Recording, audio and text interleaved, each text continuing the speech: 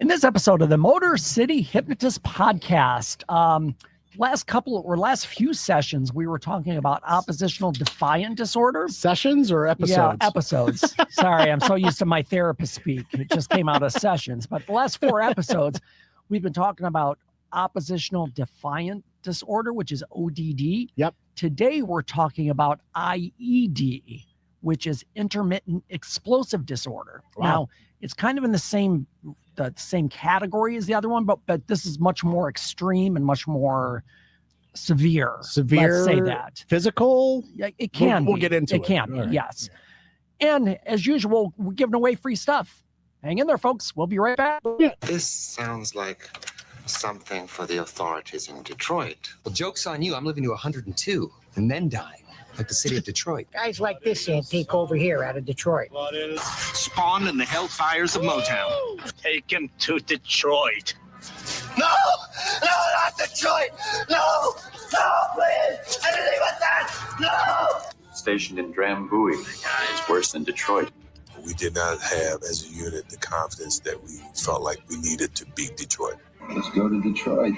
Now you're talking, brother. I don't think so. He plays for Detroit now. Do they have many farms in Detroit? Detroit. It's in Michigan. I go to school. I know where Detroit is. Get ready for the Motor City Hypnotist, David R. Wright, originating from the suburbs of Detroit, Michigan. He has hypnotized thousands of people from all over the United States. David R. Wright has been featured on news outlets all across the country and is the clinical director of an outpatient mental health and hypnosis clinic located just south of Detroit, where he helps people daily using the power of hypnosis.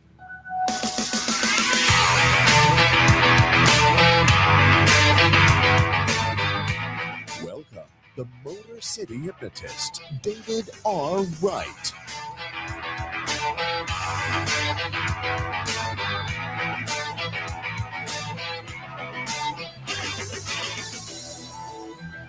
What is going on, my friends? It is David Wright, the Motor City Hypnotist. We're back with another episode of the Motor City Hypnotist podcast. Yeah, you better be. That is Matt Fox, the other voice you hear. It is me. We're hanging out here in the palatial podcast, Your Voice, Southfield Studios. Yeah. Having a drink, doing a podcast, as usual. Like that's what our typical Monday nights are. You know, it's a habit. Well, it is a habit, and it's a good one because, you know, we get to share good information with our listeners and let them learn and find out how to get better. That is kind of the goal of the whole podcast. If there's any habit that you'd really want to have, this would be the one. This would be a good habit to have. Yeah. Absolutely. Yeah. Before we get started, let me tell you where you can find me. My website, motorcityhypnotist.com. I know grad and prom season is over for the year, but fair and festival season is probably in gear already for many places. I will be at the Ogama County Fair in August for 2 days, 2 shows each day. So I'll plug that when it gets closer, but just plan on that. It's up in West Branch, Michigan. If you're in that area or even in the Detroit area, it's probably a 3-hour drive. So I'll let you know about that, but that's a good place because I get requests from like friends and family and people I know. When can I see your show? But most of them are like a corporate event or a school event. It's not a public show. Fairs and festivals are the times I can go and just see general public and get them to come in, which is great. So that's a great time to catch my show if you've never seen it before. My social media, Facebook and YouTube, are both Motor City Hypnotist. Snapchat, Instagram, and TikTok are all Motor City Hypno. HYPNO. Absolutely. Hungry Hypno. And we're on episode, I believe, 346, 7, something like that. We're up. It's getting there. Yeah. As we've done every episode, going back to number 1, text the word hypnosis to 313-800-8510. Within a few moments, you'll get a text from me. It'll have a downloadable PDF. It's a hypnosis guide that I've written. It's yours for free.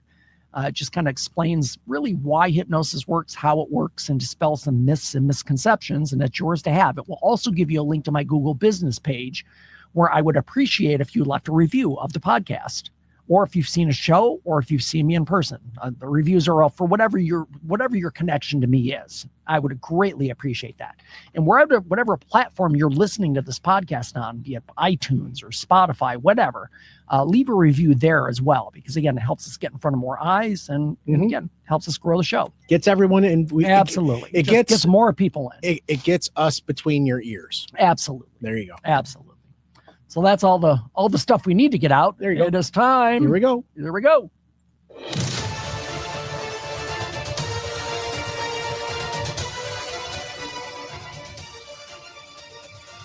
That's how winning is done. Alrighty. So this is kind of I don't say it's an odd story, but the New York Knicks won the NBA championship. Yeah. Which would make most New Yorkers happy. Sure. Except for this guy. Okay. While many in New York City expended every breath in celebration of the Knicks NBA championship win, many others will have held theirs, knowing what happens when passionate American sport fans win titles. Heads up. I already know what's coming. Sure enough, the championship for the New York Knickerbockers in 53 years resulted in arson to many vehicles in the city, including the yellow cab of Mr. Bitat Noureddin. Okay, Bitat. As videos of the frenetic celebrations on the street hit social media, one went viral of Mr. Noureddin being dragged from his taxi, briefly assaulted, and watching in disbelief as a mob of people proceeded to climb atop the car and smash out his windows.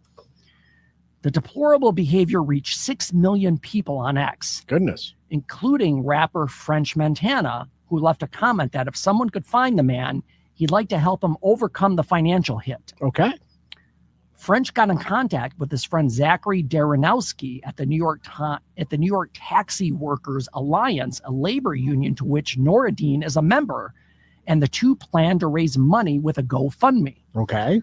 Recently, during celebrations following a New York Knicks finals win, Noureddin's life was turned upside down, the fundraiser description read.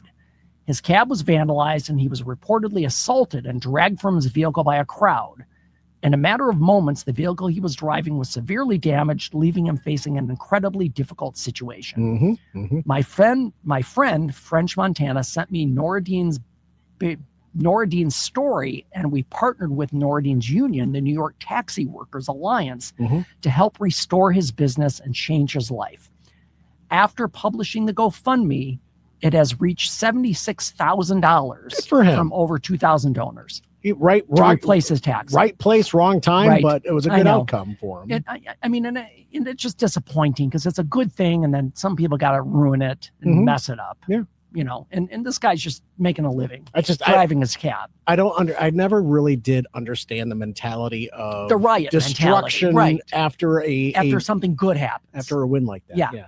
I just never understood the mentality. I haven't either. And this story is common when teams win championships. I mean, sounds like a disorder that we're about to talk maybe about. that could be, but anyway, Noureddin, he got the money, get his vehicle fixed. He continue working, continue his career, make himself money. That's his living. I'm glad there's something on the other side for him. You know what, Matt? And I don't want to be negative, but we always have questions after these stories, and I'm like, wouldn't insurance cover this?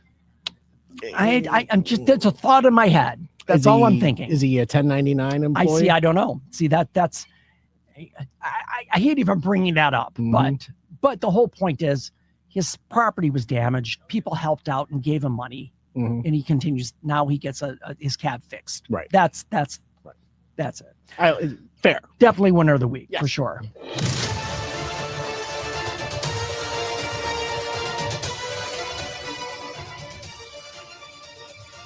That's how winning is done. Yes, it is. All right, here we go. So, back to it. So from my understanding, this what we're about to talk about, this kind of is hitting close to home for you. You know more than the average person about I do. This. And I will share my personal experiences with this as we go along, because this is a very difficult thing to live with. If you have a relative or a spouse or a child or a parent that deals with this. Okay. But what we're talking about is what's called intermittent explosive disorder. It's a diagnosis. It's in the DSM-5, and I don't know when this diagnosis came about, but I know it's fairly new, like within the last 30 years or so. Okay. Intermittent explosive disorder. Yes. So okay, it affects far more people than you would think you would realize, but it's rarely talked about. When you say people, is this all ages, or are we just talking about a generation that this is affecting mostly? No, it can be any age, any gender. All right. It's not specific as far as demographics, let's say. All right. So let me just list some things that may or may not pertain to you. Have you ever found yourself exploding over something very small? Oh, yeah. If you've ever thrown something. Sure. If you've ever broken something. That's what happens when you throw something. Yeah, sometimes. Have you yelled at someone that you love? Or later asked yourself, why did I react like that? Yeah. If you can answer those questions, this episode may be for you, because we're going to delve into why these kind of things happen. Okay. And where it comes from. So if somebody close to you deals with this explosive anger issue, it can be scary, it can be frightening, it can be disconcerting. It's very difficult to live with. And it comes out of nowhere. And it comes out seemingly out of nowhere. Okay. And we're going to get into causes of this. So we're going to talk about what this is, what it's not, why it happens, and perhaps the most important thing is that how can you get help with this if this is something you deal with or somebody you know deals with it? Okay. That is kind of and that's the purpose of the podcast, of course, is to explain a situation and say, how can you get better? Sure. Or how can we help? So let's talk about what it is. So intermittent explosive disorder, as I said, is recognized in the Diagnostic Statistical Manual of Mental Disorders, the DSM-5. It's characterized by repeated episodes of impulsive aggression. Now, the key word there is impulsive. So these thoughts or these things, they're not planned out ahead of time. It is sudden and it's immediate, it's impulsive, and it happens. So it's not calculated anger. It's not trying to be manipulative. It isn't revenge. It's like the thinking process is not even there. It just happens. So there's no intent on this. So what happens when you have an episode like this? The emotional brain takes over before the logical brain has time to intervene or examine what's happening. The amygdala? Yeah. And actually, we're going to get into that. Okay. That's a specific area that's affected with this. Okay. So I'm going to give you some examples, but with these examples, I want you to think about these explosions are far outside of what's proportionate to what is happening. So, and I just want to kind of clear the air because I'm on this side of the table and I hear you talking about this, and all I can think in my brain are temper tantrums. Yes. That's all I can think of when you're explaining all this, because that everything you just said to me explains what a temper tantrum is. Correct. So the DSM-5 has relabeled a temper tantrum as a... It's not necessarily that. So I will say IED is different than just a temper tantrum, because typically, again, if we just break it down to the age ranges, this disorder is typically not diagnosed in children. Temper tantrum, adults have temper tantrums.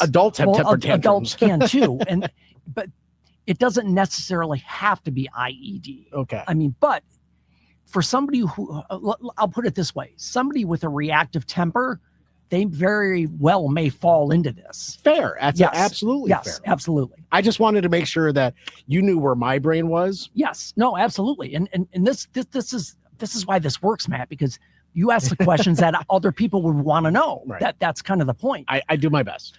So I'm going to just read some things that could be frustrating, but shouldn't be to the point of freaking out. Go on. Someone cut you off in traffic.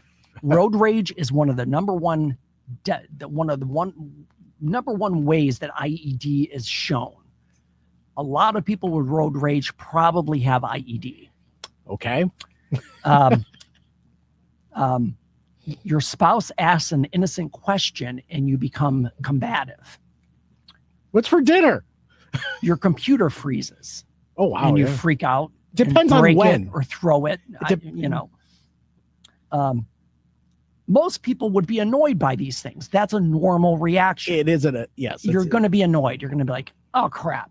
This isn't working. Really? You had to make that right-hand turn or something? But really? Someone with IED with these exact same scenarios will find themselves screaming, yelling, punching walls, breaking things, becoming physically aggressive. And again, the reaction is not on par with what the issue is. Sure. Like your safety is not a concern. Now I can understand, we can rationalize somebody being cut off in traffic and say, oh, that was dangerous. Sure. But the point is, that wasn't an intentional act to disparage you as a person. That was just somebody in a hurry. Make it a poor choice. Yeah, you don't make that personal. Yeah. So some of the things, and again, I started on that, becoming physically aggressive, throwing objects, damaging property. And then here's the crazy thing. Almost as quickly as it started, it's gone. Right. Like, and then, but here's the thing. And this happens every time. It can be over in as quickly as even 15, 20, 30 minutes. The situation is done. The emotion is gone. But what comes afterwards is shame. Yeah, the fallout. The fallout of losing your temper. Shame, embarrassment, regret. And this just compounds it, because now you're in this state where, oh, I'm just a bad person. I can't do anything right. People aren't proud of these behaviors, even though at the time they seem totally like laser focused on, oh, I want to do this or whatever's in their head. But most people are not, they don't like this behavior. They don't enjoy it. And that's kind of the misconception that, oh, he's a hothead. He just needs to get his ass beat. Something like that. Sure. But now, I'm not giving hotheads excuses. I'm just saying there might be a reason behind that. Right. So here's the thing. It's not just having a temper, because temper, some people can have, you are allowed more tempers than others. You are allowed to express how you feel, but it's how you express those feelings. Absolutely. And I want to just make this clear and list this list. Everyone gets angry at some point. Oh, that's a fact of life. That's an emotion that we feel. Yeah. Anger itself isn't unhealthy. No. Feeling that is not necessarily a bad thing. You are upset about something. You have the right to have that feeling. But it's how you express that anger, Yep. either explosively or in a conversational way. Go on. Because anger is, simply put, an emotion, just like any other emotion. So the problem isn't feeling the anger. The problem is the behavior that it causes. That is really the big thing. And Matt, you just said, I forgot the exact wording, but the pressure builds up. Pressure cooker. That's the best example I can say of it. Sure. It just builds and builds and builds, and finally it's going to pop. Temper tantrum? Could be. Yeah. But here's the thing. If the pressure builds without being released safely, then you're going to have these very unfortunate, very difficult things. The lid blows off. People freak out. People get scared because they don't know what the person's going to do. They might think they might become violent, and they can become violent. In some cases, not all. And again, violence can be a part of it, but it's not a requirement of it, if that makes sense. Okay. So here's the thing. The person doesn't want to react this way, because you might, and again, it's very difficult to be able to take this and look at it objectively, because the human instinct is, you're just being an asshole. Knock it off. But it goes so much deeper than that. So it's not because the person wants to, it's that the nervous system has learned that this explosive release is the quickest way to feel better. All right. So being born in the 70s, growing up in the 80s, clubbing in the late 90s and early 2000s. Okay. Yep. I was raised militarily. Yes. Well, yeah, you grew up in a military family. In a military family. Yeah. Did I get put in my place as if I would act out, angrily or did something, in the house to break something or throw something and just, act out, yeah, I got not shamed. I got punished. Yes. I got punished. Yep. I belts came out, right? It was very seldom. Oh no, I know. But that's how that was the punishment for my generation back in the day. Right. In this day and age, this is more prevalent because of how punishment happens today. It could be. There very well could be a connection. And that's honestly, just how I feel. I wish there were some studies that could show data from that. But I have a feeling that a lot of mental disorders have been exacerbated because of different things, because of society, because of social media. I mean, things are different today, and we're going to sound like just like our grandparents, back in my day. Well, and I get that, but society kind of progresses, and with it, the problems progress as well. Sure, and the society that we're in is people have to be taught the right thing to do, and they're not being shown the right way to do things. I'll take that as fact. The other thing, though, and I'll add to this, somebody with IED might have been taught exactly the way they should have been taught. Fair. But it just didn't. They can't regulate. They can't regulate. They cannot regulate their emotions. It's the emotional regulation that's the problem. And because that goes back to how they were raised and how they were punished with certain things. Oh, it's time for a timeout. So let me go to what causes IED, because this may address some of those those issues. I have opinions. I have reservations about IED. So really, there isn't one single cause. There isn't one thing to say this is why. But the research has shown that several factors play into this. Okay. Genetics definitely plays a role. Brain chemistry, of course, with most mental illness, that's an issue. You think?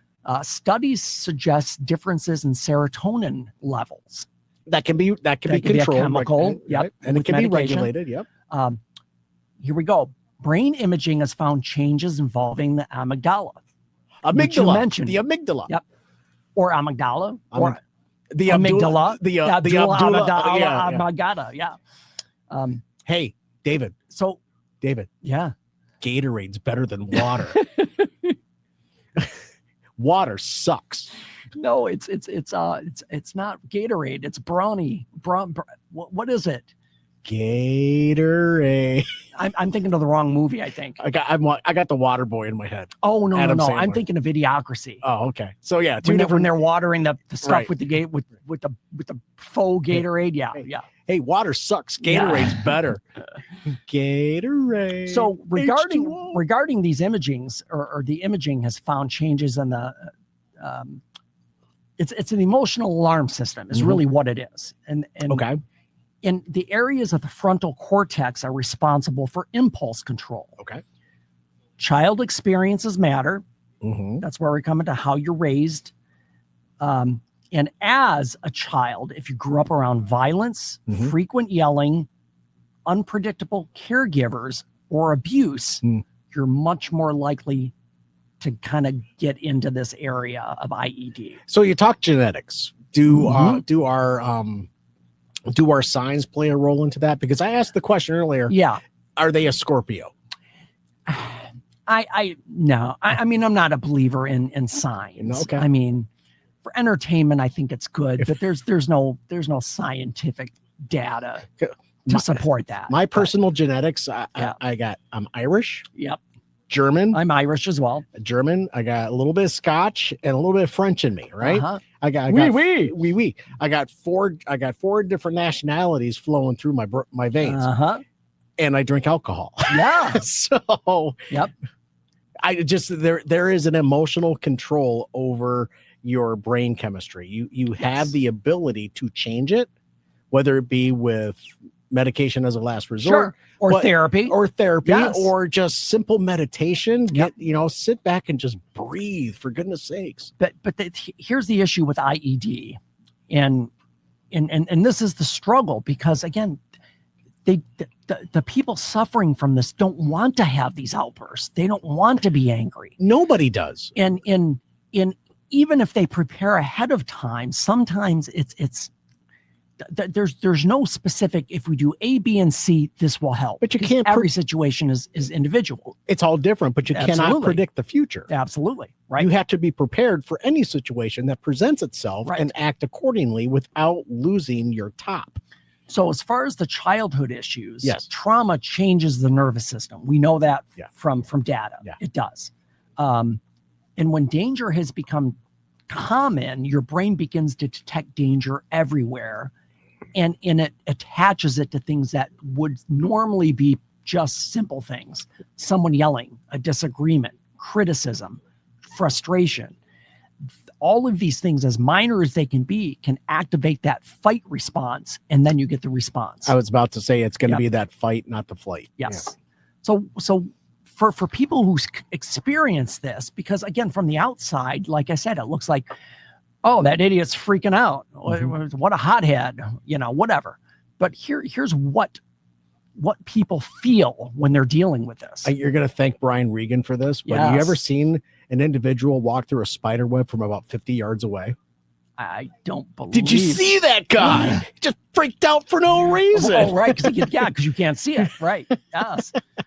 So a lot of people describe it. And again, I'm saying what people have described this feeling as. They feel like they're possessed. They feel like it's not them. It's something's controlling them. That's an interesting thought. Mhm. Okay. They know, they're aware they shouldn't act this way. Mm-hmm. They know it in their head, but they can't stop themselves from doing The it. devil made me do it. Physical symptoms appear first. Physical symptoms. Physical symptoms. Physical That symptoms. precedes the actual explosion. So the physical symptoms, are they cutting? Are they Heart races. okay? Same, a lot of things. So this disorder could generally fall under the umbrella of anxiety, Okay. in a sense. Okay. So here's where I'll self-disclose and become personal for a while. My son suffers from this disorder. And most of the time, 95% of the time, it's just fine. There's no issues, there's no fighting, there's no arguments. It's just, but when he goes off, it's like this switch flips. It's like a different person, even in his eyes. Huh. You can see it's just a different mindset. And there's no reasoning with somebody who's in the midst of one of these episodes. You have to let it play out, because they have to experience this. And this sounds a little bit cruel, but as a therapist, I'm like, I want you to notice what you're feeling the next time this happens. I want you to go through it. Don't fight it. Just go through it. Just recognize what's happening. And sometimes that can help getting a perspective on it. Interesting. Okay. Again, heart races, muscles tighten, face becomes hot. You can start shaking. Your breathing changes. The logical brain just turns off at that moment. There's no logical thinking. The survival brain takes over. And again, psychologists sometimes call this the amygdala hijack. They have a term for it, for this disorder. That's when the alarm system becomes overloaded and there's nothing but reaction. There's no logical thinking, no trying to look at it rationally. It just has to take its course at that point. That's fascinating. The explosion may only last a few minutes. Sure. But the consequences, it just compounds, because every time that happens, there's a cycle of guilt and regret and shame that just primes you for having another one. And that's the cycle that keeps going around. So there's an impact on relationships for sure. You think? If you're in a marriage with somebody with IED, that's super challenging. You better have a budget for flowers. Even, and again, I want to speak from personal experience on this, because I think it's important for you if you have family members, children, parents, whoever. There are times in my household that if I hear a bang, I'm awake instantly. Like could be 4 a.m. Sure. I would hope you'd wake up to a bang in the house at 4 a.m. But the thought is, oh, is my son okay? Because that's the first thought. And honestly, and again, I want to be self-disclose my own personal things there. It's a form of PTSD. It's whenever I hear a noise, my fear is he hurting himself? Right. And that is like the constant back and forth struggle. And it's hard to weigh the frustration with that person with the empathy and support that you need to give. Because when they're in that state, they're not likable. When somebody's angry and aggressive and yelling and punching things, it's hard to try to be supportive at that point. Sure. And honestly, if somebody's in that state, they're not going to be hearing anything you say anyway. Their brain is not in an information receiving mode. No, they're turned off. It's the switch is flipped. You have to just wait for it to run out. So here's the good news. People get treatment just like any other diagnosis. You go get treatment for it. So here's the thing. Cognitive behavioral therapy helps identify the thoughts and the physical warning signs that occur before an outburst. Okay. So it kind of gives you a way to kind of catch it early. Medication may also help, especially medications that affect serotonin levels, because that, again, was one of the major causes here. Stress management is another major component. Again, and some of these are just regular life things that we all would need to do. Get enough sleep, exercise, reduce alcohol, learn relaxation skills, practice mindfulness. Now, here's the thing. None of these eliminate angry outbursts, but what they do is they bring that baseline lower. So you don't have as far to go. Right. Or you have farther to go to get to that out of control state. So practical strategies. What can you do? Notice your body, notice your thoughts, and ask yourself questions like, am I tense? Am I frustrated? Am I angry? All of these physical symptoms can appear before this thing happens. And here's the things that you can do. Create distance, literally, like just leave the area or get away from the thing that is for whatever reason setting you off. Take a walk. Slow your breathing. Now, and a lot of these techniques are not going to work when you're in the midst of this because there's no rational thinking. But you can do it in between these episodes to, again, bring that baseline down so you're less likely to get to that higher level. Sure. That's the best way to look at it. Mushrooms. Yeah. And here's the thing, people, and I have to be very careful when I say this. I can't recommend something illegal, but pot is legal in Michigan. And I'm not a proponent. I'm not against it, but people have found that pot can help relax them. Oh yeah. And honestly, as a therapist, I'm not, people may disagree with me, but I'd much rather people get high than take a medication. Sure. I just think it's the medicinal properties of cannabis. Yep. Cannabinoids and something. There are definitely medicinal properties. It's still being researched. There's still a lot we don't know about it. The most that we know about it is people used to do it just to get high. Sure. But as our technology gets better and we can look deeper into impacts and the more studies that we're doing, and the data that's there, there is a reason to use it the right way. Yes, absolutely. And that's kind of what I stress to my clients as well. Yeah. So here's the thing. IED doesn't make you a bad person.